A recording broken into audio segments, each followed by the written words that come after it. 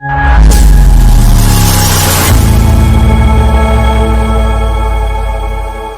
اللہ الرحمن الرحیم۔ کوئی بھی فرد، کوئی بھی انسان جو واقعی میں ایمان والا ہو، کلمہ طیبہ کا اقرار کرنے والا ہو، کلمہ توحید کو پڑھنے والا ہو، ایسا انسان یہ چیزیں آ جانے کے بعد، شریعت آ جانے کے بعد، اسلامی قانون آ جانے کے بعد، قرآن مکمل ہو جانے کے بعد، کسی کے لیے یہ زیبا نہیں ہے کہ وہ انسان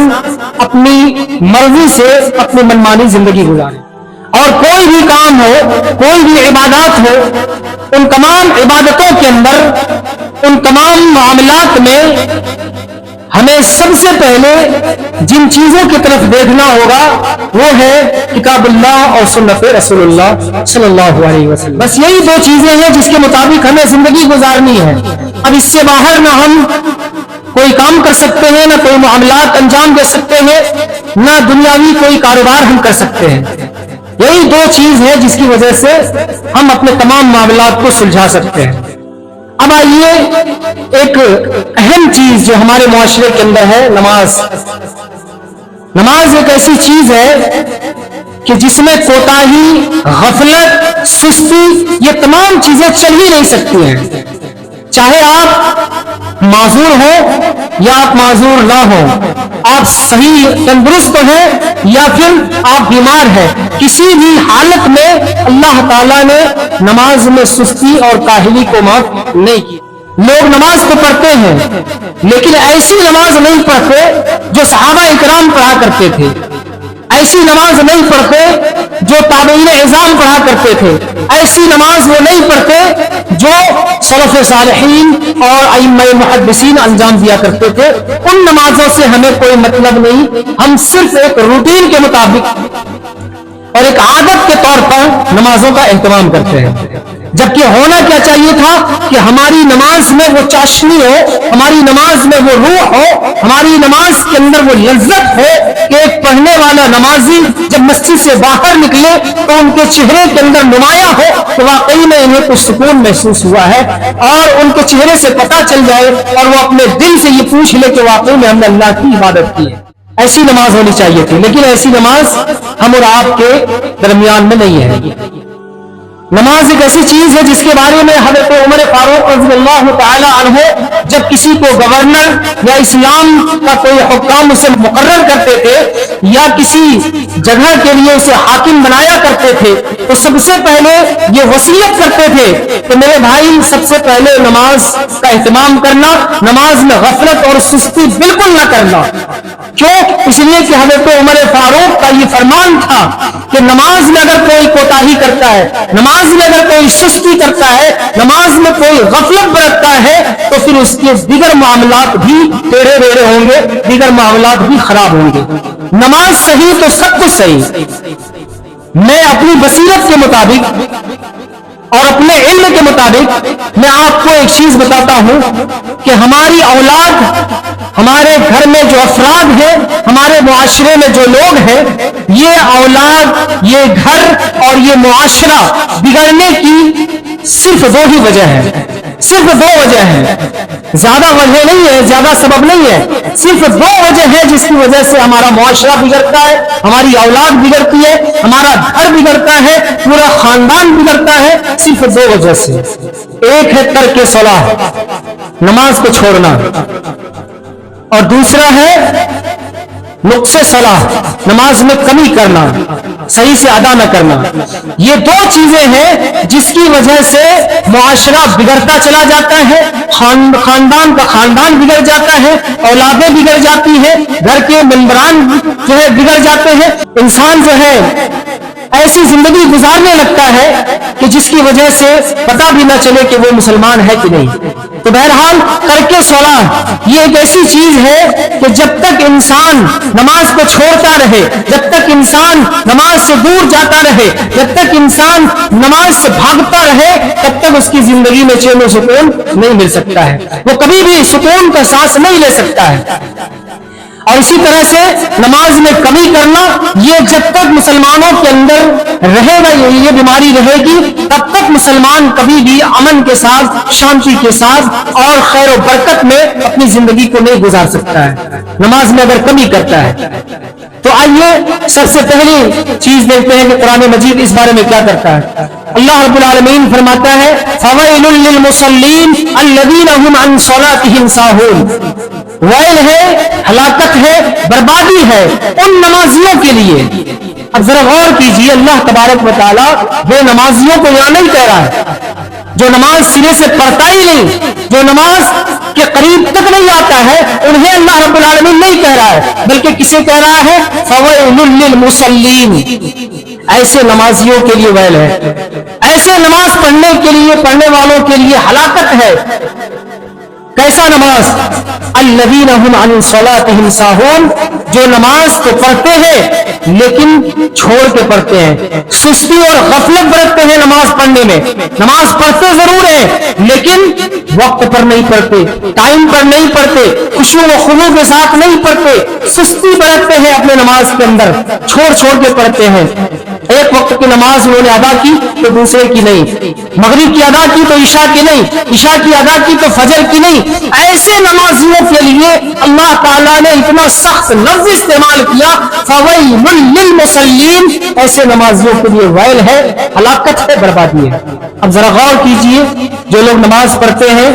مغرب کی، عشاء کی، ظہر کی، فجر کی نہیں پڑھتے، ایسے لوگوں کو غور کرنا چاہیے کہ ہم نماز جو پڑھ رہے ہیں کیا اس کی وجہ سے اللہ تعالیٰ جہنم میں تو ہمیں نہیں پھینک دے گا، ویل کے اندر تو نہیں داخل کرے گا؟ ہمیں غور کرنا چاہیے میرے بھائیوں۔ تو نماز میں سستی ہم کس اعتبار سے کرتے ہیں؟ پہلی بات تو یہ ہے کہ نماز میں ہماری جو سستی ہوتی ہے، غفلت جو ہم برتتے ہیں، وہ ذرا اس حدیث کو سامنے رکھیں اور غور کریں۔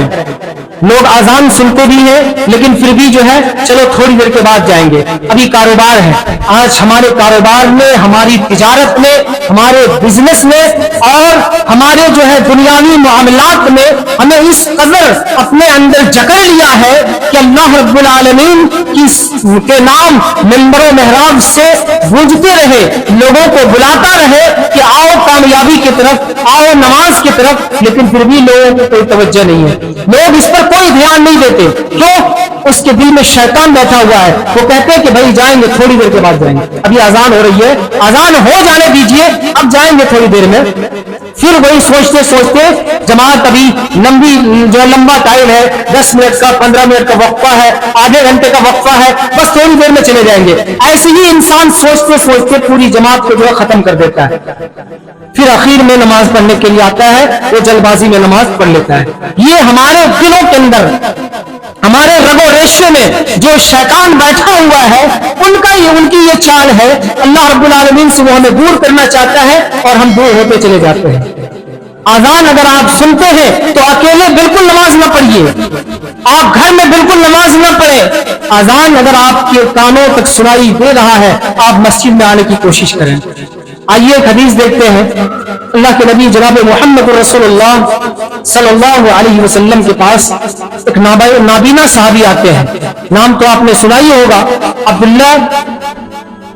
بن مکتوم رضی اللہ تعالی عنہ۔ وہ آتے ہیں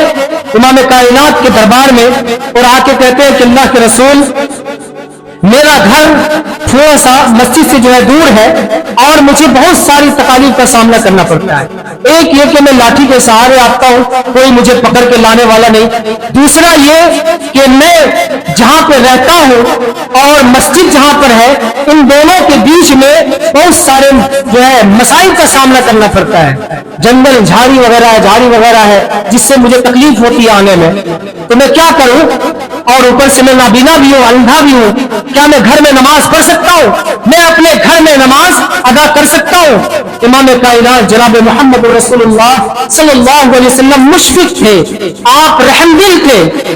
پوری کائنات کے تعلق سے رحم دل تھے، مسلمانوں کے تعلق سے بھی، غیر مسلموں کے تعلق سے بھی آپ رؤوف الرحیم تھے۔ اللہ کے نبی کے دل میں رحم آیا، آپ نے کہا کہ ہاں ٹھیک ہے، گھر میں نماز پڑھ سکتے ہو، گھر میں نماز پڑھ سکتے ہو۔ اب یہ فتویٰ اللہ کے نبی نے دیا، رحم و کرم کے معاملے پر، لیکن جب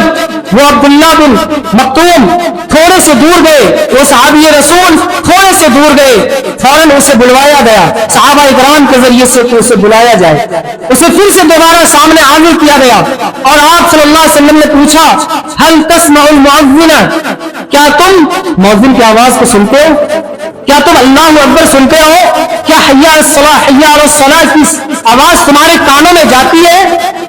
اس نے کہا کہ ہاں اللہ کے رسول، آواز تو میں سنتا ہوں، آواز تو میں سنتا ہوں۔ تو پیارے رسول صلی اللہ علیہ وسلم نے فرمایا کہ پھر تو تمہیں مسجد میں آنا ہی پڑے گا، تمہیں مسجد میں آنا ہی پڑے گا، مسجد میں آ کر جماعت کے ساتھ نماز ادا کرنا پڑے گی، تمہیں جماعت کے ساتھ نماز پڑھنا پڑے گی، تمہیں آنا ہی پڑے گا مسجد کے اندر۔ اب ذرا غور کیجئے، ایک نابینا صحابی ہے، اتنی جو ہے تکلیف کا سامنا کرتے مسجد میں آ رہے ہیں، اللہ کے نبی جناب محمد رسول اللہ صلی اللہ علیہ وسلم نے پھر بھی انہیں اجازت نہیں دی کہ تم گھر میں پڑھو۔ اگر تم مؤذن کی آواز کو سن رہے ہو، اذان کی آواز کو سن رہے ہو، تو تمہیں مسجد میں آنا لازمی ہے، ضروری ہے۔ اس کے بہت سارے فوائد ہیں، یہ الگ موضوع ہے، جماعت کے جو فوائد ہیں وہ الگ موضوع ہے۔ اسی لیے امام کائنات جناب محمد رسول اللہ صلی اللہ علیہ وسلم نے بیان فرمایا من سمع النداء فلم یاتی، جو مؤذن کی اذان کو آواز کو سنتا ہے، اذان کو سنتا ہے وہ اپنے کانوں سے، اور پھر وہ نہیں آتا ہے نماز پڑھنے کے لیے، فلا صلاۃ لہ، تو اس کی نماز نہیں، تو اس کی نماز نہیں ہے، الا من عذر، سوائے کوئی عذر کے، کوئی عذر ہو تو پھر اللہ کے نبی جناب محمد رسول اللہ صلی اللہ علیہ وسلم بیان فرمایا کہ پھر وہ نماز پڑھے، لیکن بغیر کسی عذر کے اگر آپ مؤذن کی اذان کو سن رہے ہیں، آواز آپ کے کانوں میں جا رہی ہے، تو پھر آپ کو مسجد میں آ کر نماز پڑھنا ضروری ہے۔ آئیے آگے بڑھتے ہیں۔ دوسری بات یہ ہے کہ ہماری نماز، یہاں پہ اللہ نے جو فرمایا فویل للمصلین، ایسے مصلیوں کے لیے، ایسے نمازیوں کے لیے ویل ہے، تو ایک تو یہ ہو گئے جو باجماعت نماز ادا نہیں کرتے، ایک یہ ہو گئے جو باجماعت نماز نہیں پڑھتے، اکیلے میں کبھی پڑھتے کبھی نہیں پڑھتے، اور دوسرا شخص ہے جو نماز تو پڑھتے ہیں لیکن جلد بازی میں ادا کرتے ہیں، جلد بازی، بڑی تیزی اور سرعت۔ بعض جگہوں میں تو دیکھا گیا ہے کہ لوگ نماز جیسے ہی سلام پھیریں گے اتنے زور سے بھاگیں گے جیسے کسی قیدی کو جیل سے رہا کیا گیا ہو، جیسے کسی قیدی کو جیل سے چھوڑا گیا ہو، اتنی تیزی سے لوگ بھاگتے ہیں، گویا کہ اللہ کے گھر میں جس کا من نہیں لگتا، اللہ کے دربار میں جسے ٹھہراؤ نہیں، وہ دنیا کے کسی بھی عدالت میں نہیں ٹھہر سکتا، دنیا کے کسی کام میں نہیں ٹھہر سکتا۔ جو انسان اللہ کے گھر میں نہیں ٹھہرتا ہے، 2 منٹ 5 منٹ 10 منٹ اللہ کے گھر میں نہیں دے سکتا، وہ دنیا کے قدم قدم پہ ٹھوکریں کھائے گا۔ آئیے ذرا دیکھتے ہیں حدیث کہ جلد بازی میں جو لوگ نماز ادا کرتے ہیں ان کے لیے کس طرح کی جو ہے وعید آئی ہے۔ امام کائنات جناب محمد رسول اللہ صلی اللہ علیہ وسلم مسجد نبوی کے کونے میں بیٹھے ہوئے تھے،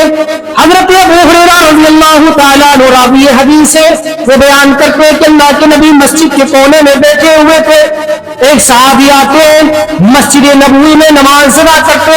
نماز ادا کرنے کے بعد امام کائنات جناب محمد رسول اللہ صلی اللہ علیہ وسلم کو سلام عرض کرتے، پیارے نبی نے سلام کا جواب دیا، جواب دینے کے بعد ایک ایسا جملہ بیان کیا، ایک ایسا جملہ اپنی زبان سے ادا کیا، ایک ایسا بول آپ نے بولا کہ جس کی وجہ سے اس صحابی رسول کے پاؤں تلے زمین کھسک گئی، اس صحابی رسول کے ہوش حواس اڑ گئے۔ امام کائنات نے سلام کے جواب دینے کے بعد فرمایا ارجی فصلی فإنک لم تصلی، اے میرے صحابی جا کے نماز کو لوٹاؤ، تو نے نماز ہی نہیں پڑھی، تیری نماز ہی نہیں ہوئی۔ حالانکہ اس صحابی نے نماز پڑھی تھی، وہ صحابی رسول جاتے ہیں 2 رکعت نماز ادا کرتے ہیں، پھر جا کے امام کائنات صلی اللہ علیہ وسلم کے سامنے حاضر ہوتے ہیں، اللہ کے نبی پھر وہی فتویٰ لگاتے ہیں ارجی فصلی فإنک لم تصلی، نماز دوہراؤ، نماز کو لوٹاؤ، تو نے نماز ہی نہیں پڑھی۔ اب یہ معاملہ 3 دفعہ پیش آیا، تینوں دفعہ اللہ کے نبی نے ایک ہی جملہ، ایک ہی لفظ، ایک ہی باتیں کہ جاؤ نماز کو لوٹاؤ، تو نے نماز نہیں پڑھی۔ اب ظاہر سی بات ہے وہ صحابی رسول ہے، جہاں پہ نماز پڑھ رہے ہیں وہ کوئی عام مسجد نہیں بلکہ مسجد نبوی ہے، اور جس کے سامنے نماز پڑھی جا رہی ہے وہ کوئی عام انسان نہیں بلکہ انسانیت کے سردار امام کائنات جناب محمد رسول اللہ صلی اللہ علیہ وسلم ہے۔ اب اتنے مبارک جگہ میں مبارک ہستی کے سامنے نماز پڑھ رہے ہیں، اور پھر جن پر شریعت نازل ہو رہی ہے، قانون شریعت جس پر نازل ہو رہا ہے، وہی فتویٰ دے دے کہ تمہاری نماز نہیں، تو پھر اس کو کیسا احساس ہوتا ہوگا، دل میں کیسا لگتا ہوگا۔ اس نے کہا کہ اللہ کے رسول میں اس سے بہتر نماز نہیں پڑھ سکتا، فعلمنی، مجھے آپ نماز کا طریقہ سکھلائیے، نماز کے بارے میں مجھے بتلائیے کہ میں کیسا نماز پڑھوں۔ امام کائنات جناب محمد رسول اللہ صلی اللہ علیہ وسلم نے انہیں کوئی بہت ساری باتیں تو نہیں بتلائی، لیکن مختصراً طور پر جو ہے آپ علیہ الصلوۃ والسلام نے اسے کہا کہ میرے صحابی، جب تم نماز پڑھنے کے لیے جاؤ اطمینان سے کھڑے رہا کرو، جب تم قیام کرو تو اطمینان سے قیام کرنا، جب رکوع کرو تو اطمینان سے رکوع کرنا، جب سجدہ کرو اطمینان سے سجدہ کرنا، جلد بازی میں نماز نہ ادا کرنا، جلد بازی میں اللہ کی عبادت نہ کرنا، بلکہ اطمینان کے ساتھ خشوع و خضوع کے ساتھ اپنے دل میں اللہ کا ڈر لیے ہوئے نماز ادا کرنا، تب اللہ تمہاری نماز کو قبول کرے گا۔ میرے بھائیو، یہاں پہ مختصر سا جملہ ہے، لیکن اللہ کے نبی نے پوری دنیا کے لوگوں کو بتایا کہ کوئی بھی کام ہو، چاہے وہ نماز ہو یا صدقات ہو، حج ہو یا غریبوں کی مدد ہو، مسکینوں کی مدد ہو، سوشل ورک ہو، کسی بھی قسم کے جو ہے معاملات ہو، تمام معاملات میں جو نیکی کا معاملات ہو اسے بڑے ہی اطمینان کے ساتھ اور بہت ہی خشوع و خضوع کے ساتھ ادا کریں، انشاءاللہ تبھی اللہ قبول کرے گا، نہیں تو اللہ قبول نہیں کرتا ہے۔ اسی لیے اللہ رب العالمین نے فرمایا فویل للمصلین، ایسے نمازیوں کے لیے ویل ہے، ہلاکت ہے جو لوگ جلد بازی میں نماز کو ادا کرتے ہیں، جلد بازی میں اللہ کی عبادت کرتے ہیں۔ تو ہمیں چاہیے کہ ہم اپنی نماز میں ٹھہراؤ پیدا کریں،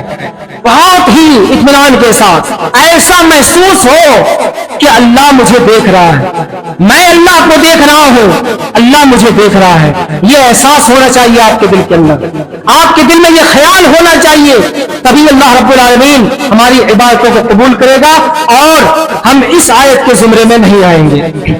میرے بھائیوں، آج مسلمانوں کی جو حالات ہے نا، وہ صرف اس لیے کہ دھیرے دھیرے سنتوں کو چھوڑا جا رہا ہے، سنتوں کو بائیکاٹ کیا جا رہا ہے، بدعتوں کو فروغ دے رہا ہے، اس لیے آج مسلمانوں کو ذلیل کیا جا رہا ہے اور مسلمانوں کو پستی کی طرف دھکیلا جا رہا ہے، صرف اس لیے کیونکہ اللہ رب العالمین کا وعدہ ہے فَلْيَحْذَرِ الَّذِينَ يُخَالِفُونَ عَنْ أَمْرِهِ، جو امام کائنات جناب محمد رسول اللہ صلی اللہ علیہ وسلم کے حکم کی خلاف ورزی کرے گا، جو آپ کی حدیثوں کو نہیں مانے گا، آپ کی باتوں کو نہیں مانے گا، اللہ رب العالمین نے فرمایا ان تصیبہم فتنہ، اسے ہم کسی آزمائش کے اندر ڈال دیں گے، وان تصیبہم عذاب علیم، یا پھر ہم اسے کسی عذاب کے اندر ملوث کر دیں گے، فتنہ میں مبتلا کریں گے یا پھر کوئی عذاب میں اسے ہم ڈال دیں گے۔ یہ اللہ رب العالمین کا وعدہ ہے، اسی لیے نماز پڑھیں یا کوئی بھی نیکی کا کام کریں تو ہمیں سنت کا اہتمام کرتے ہوئے کام کرنا چاہیے۔ آج لوگ سنتوں کو پڑھ یا چھوڑ رہے ہیں اور جلد بازی میں تمام عبادتوں کو انجام دے رہے ہیں، اسی لیے اللہ رب العالمین کی جانب سے ہمیں آزمایا جا رہا ہے، سخت سے سخت آزمائشوں کے اندر مبتلا کیا جا رہا ہے۔ میرے بھائیوں،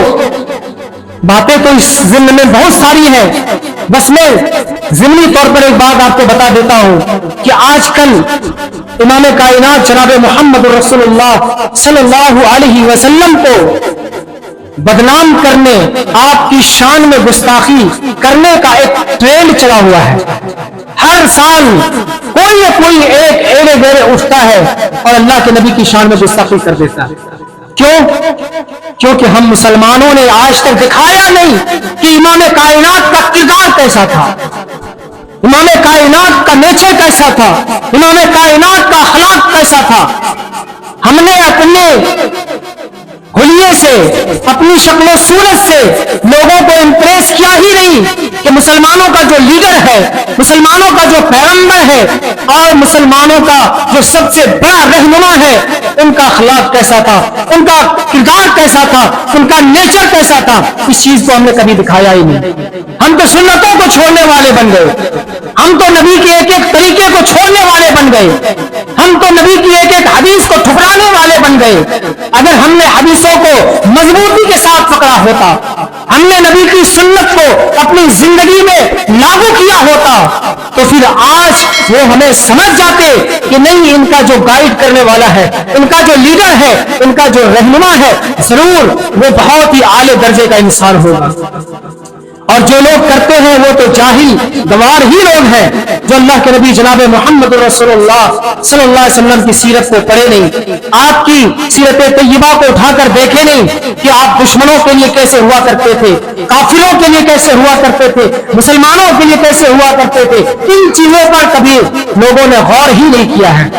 اور وہ کیوں غور کریں؟ مسلمان تو غور کرتا ہی نہیں کہ اللہ کے نبی کی زندگی کیا ہے، آپ کی حیات و خدمات کیا ہے۔ آپ علیہ الصلوۃ والسلام کے بارے میں ایک مسلمان سے آپ پوچھئے جن کے 40-50 برس ہو گئے ہیں، وہ نہیں بتا پائیں گے۔ جب ایک مسلمان کو سمجھ نہیں تو غیر کیسے پڑھیں گے؟ اگر مسلمان اسے سمجھا ہوتا، مسلمان اسے پڑھے ہوتے، مسلمان اللہ کے نبی کی زندگی کے بارے میں جانے ہوتے، تو ضرور غیر مسلم تک یہ باتیں پہنچتی۔ لیکن میرے بھائیوں، ہماری اکثریت جو ہے اس چیز سے نابلد ہے کہ اللہ کے نبی جناب محمد رسول اللہ صلی اللہ علیہ وسلم کی زندگی آپ کے بارے میں اور آپ کے اخلاق کے بارے میں، آپ کی حیات و خدمات کے بارے میں، آپ کے بچپن سے لے کر آخری عمر تک ان تمام چیزوں کے بارے میں عام انسانوں کو، اکثریت مسلمانوں کو علم نہیں ہے۔ اللہ کے نبی جناب محمد رسول اللہ صلی اللہ علیہ وسلم کے بارے میں قرآن کہتا ہے وَإِنَّكَ لَعَلَىٰ خُلُقٍ عَظِيمٍ۔ قرآن نے بتایا کہ جو پیغمبر میں تمہیں دے رہا ہوں، جو رہبر تمہارے پاس آیا ہے اور جو نبی تمہیں آخر میں ملا ہے، وہ کوئی عام نبی نہیں ہے اور نبیوں کی طرح نہیں ہے، بلکہ ان تمام نبیوں سے افضل ہے اور اخلاقی معیار ان کا بہت ہی زیادہ بلند ہے۔ وَإِنَّكَ لَعَلَىٰ خُلُقٍ عَظِيمٍ۔ اللہ کے نبی صلی اللہ علیہ وسلم کا اخلاق بہت ہی بلند و بالا ہے، ان کے اخلاق پر کوئی سوالیہ نشان لگ ہی نہیں سکتا ہے۔ اس لیے میرے بھائیوں، نبی کی سیرت کی آپ کوئز رکھا کیجئے، عوام کو بتایا کیجئے کہ نبی صلی اللہ علیہ وسلم کی سیرت کوئز انہیں بتایا کیجئے، اور اسی طرح سے درس جو ہے رکھا کیجئے۔ کبھی کبھی لوگوں کو اجتماع اور اکٹھا کیا کیجئے اور بتایا نبی کی سیرت کے بارے میں، نبی کی زندگی کے بارے میں، نبی کے اخلاق کے بارے میں، ازدواجی زندگی ہو یا بچپنے کی زندگی ہو، ان تمام شعبۂ حیات کے بارے میں لوگوں کو بتانا آج کل بہت ہی ضروری ہے۔ بہرحال میں کہہ رہا تھا کہ ہم ایسی جو ہے عبادت کریں جو اللہ کو مقبول ہو، اللہ کو پسند ہو۔ ایسی عبادت نہ کریں جو اللہ سیے سے ہی ہماری ان عبادتوں کو اوپر پہنچنے ہی نہیں دے اور ہمارے سر کے اوپر جو ہے گزر جائے لیکن اللہ رب العالمین کے بارگاہ میں نہ پہنچے۔ ایسی عبادت ہم بالکل نہ کریں۔ تیسری چیز ہے ریاکاری۔ وقت ہو چلا ہے، بس لاسٹ پوائنٹ میں آپ حضرات کے سامنے رکھتا ہوں۔ تیسری چیز ہے ریاکاری۔ اگر آپ کوئی بھی عبادت، صرف نماز ہی نہیں، کوئی بھی عبادت اگر آپ ریاکاری کے لیے کرتے ہیں، جو منافقوں کا کردار ہوا کرتا تھا، منافق کی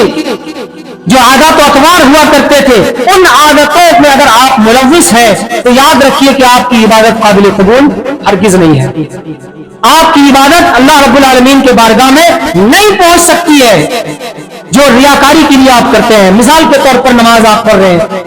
آپ کے دل میں اللہ کی رضا نہیں ہے، اخلاص نہیں ہے۔ آپ اس بات کو یاد رکھیے کہ تمام عبادتوں کی جو اصل روح ہے وہ اخلاق ہے، وہ اخلاص ہے۔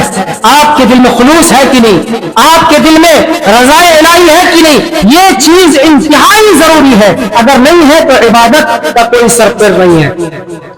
ریاکاری کے لیے بالکل عبادت نہ کریں، دکھاوے کے لیے بالکل عبادت نہ کریں۔ اللہ کے نبی جناب محمد رسول اللہ صلی اللہ علیہ وسلم بیان فرمایا، ضعیف حدیث ہے، میں ضمنی طور پر بیان کرتا ہوں، من صلی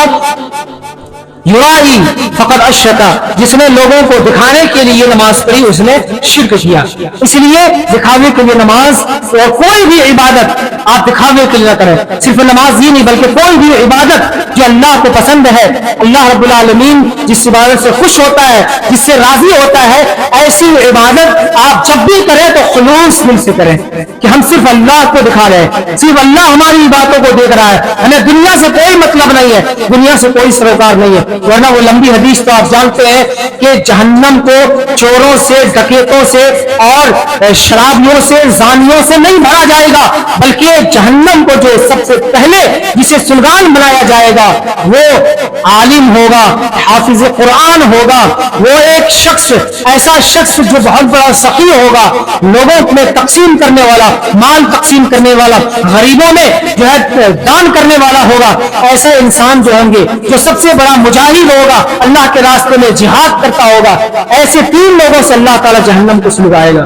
اور جہنم کو بھرے گا۔ اللہ تبارک و تعالیٰ سب سے پہلے ان لوگوں کا جو ہے اللہ رب العالمین حساب و کتاب کرے گا۔ کیوں؟ اس لیے کہ یہ تینوں ریاکاری کے لیے کام کیا کرتے تھے، عالم تھے، مقرر تھے، تقریر کیا کرتے تھے تو صرف اس لیے کہ لوگ بہت بڑا مقرر کہے، حافظ تھے، قرآن پڑھتے تھے تو صرف اس لیے کہ لوگ مجھے بہت بڑا حافظ اور قرہ قاری کا جو ہے خطاب اور ٹائٹل ہمیں دیا کریں۔ اگر کوئی سخاوت کر رہا ہے، غریبوں میں بانٹ رہا ہے تو صرف اس لیے کہ لوگ اسے بہت بڑا سخی کہیں، وہ لڑتا تھا اس لیے جا کے میدان جنگ میں، میدان جہاد میں اس لیے جاتا تھا تو لوگ مجھے مجاہد کہیں۔ تو میرے بھائیو، ریاکاری کا شائبہ بھی آپ کے دل کے اندر ہے تو اسے ختم کیجئے، ورنہ اللہ رب العالمین کے ہاں فوائل للمصلین کے اندر آپ شمار ہوں گے اور ویل کے اندر جہنم کے اندر جائیں گے۔